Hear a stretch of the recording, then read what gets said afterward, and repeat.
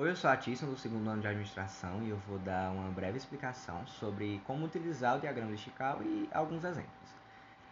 Então, de início, é importante ter em mente que não há limites para a utilização desse tipo de diagrama. Então, as empresas que preferem explorá-lo e utilizar sua versatilidade a favor delas mesmas, elas podem ir além dos padrões convencionais impostos através do diagrama e assim identificar melhor e demonstrar as causas dos problemas e as causas das causas dos problemas. É um pouco confuso, mas é basicamente através do diagrama, dentro do diagrama existem diagramas específicos e que mostram e que identificam a origem de cada uma das causas do efeito. Ou seja, o diagrama, se for explorado de uma forma proveitosa para a empresa, ele pode identificar a causa da causa do problema. Então, analisando isso, é importante ressaltar que a riqueza de detalhes pode ser um fator muito determinante para a melhor qualidade e resultado do projeto. Quanto mais informação sobre os problemas da empresa forem disponibilizados, maiores vão ser as chances e as possibilidades possíveis para se livrar desse tipo de problema. Então, é sempre importante ter em mente que explorar a versatilidade do diagrama e se aprofundar com a equipe nele para identificar esses problemas e, enfim, solucioná-los futuramente é muito importante e que pode solucionar os problemas da empresa de uma forma muito mais rápida. Então, a ferramenta ela dá ao usuário, a quem utiliza, uma lista de itens para serem conferidos por meio de uma forma que se consegue uma coleta de dados, de informações muito mais rápida.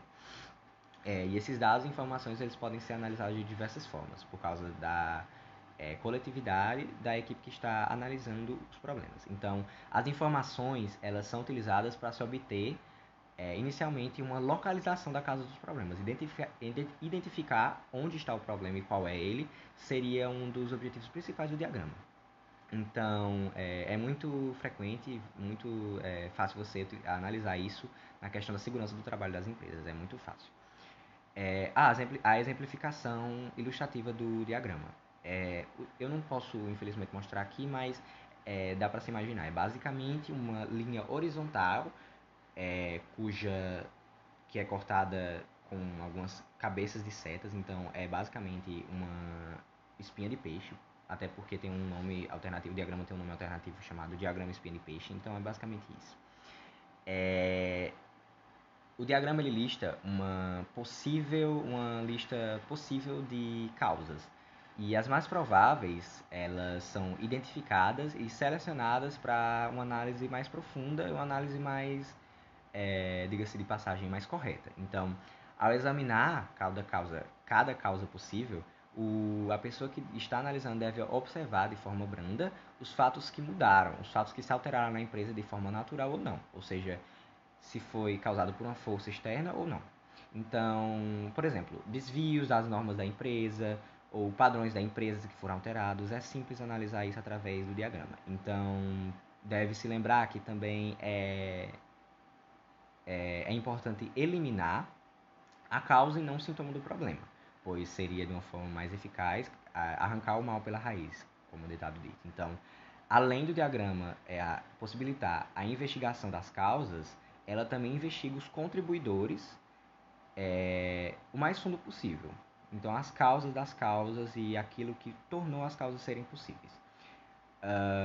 Os cuidados para se utilizar o diagrama. É importante ter em mente que as causas que forem listadas como prováveis causas, elas são possibilidades, ou seja, hipóteses.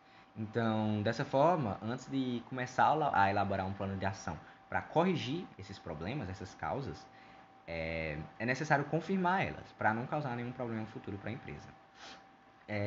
Então, é basicamente isso. O diagrama é basicamente o diagrama de causa e efeito, como pode se exemplificar. Ele tem a finalidade de descobrir um problema através do planejamento, através da análise, da identificação do problema, a localização e assim cortar a raiz pelo mal, como eu já falei. Por isso, ele é muito bem recomendado que seja utilizado em equipe, em grupo, pois facilita a eficácia, a eficiência na hora de utilizar e também poupa muito tempo. Então, basicamente, esse foi o diagrama de Ishikawa e como utilizá-lo. Então, eu passo a palavra para o próximo membro da equipe.